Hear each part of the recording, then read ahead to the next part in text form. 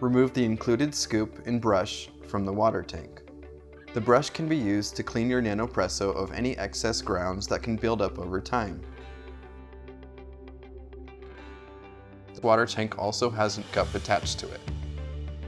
Next, unscrew the portafilter and remove the coffee filter basket. Add finely ground coffee into the scoop. Transfer the finely ground coffee from the scoop into the filter basket. Be sure to clean any grounds off the rim of the filter basket.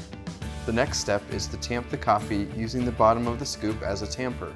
There should be about 4 millimeters of space at the top of the filter basket after you tamp. To ensure proper grind size, use a scale to weigh 8 grams of coffee. Next, put the coffee filter basket into the Nanopresso and screw on the portafilter. Make sure the portafilter is screwed on tight. Next, add boiling water to the water tank. Fill the water up to the line marked on the inside of the water tank. Screw the water tank onto the Nanopresso. Unlock the piston by twisting it counterclockwise. Flip the Nanopresso upside down and start pumping with slow, consistent pumps to build up pressure inside the machine. It should take about 6 to 8 pumps to get up to pressure. After about 20 to 30 pumps, your espresso will be fully extracted.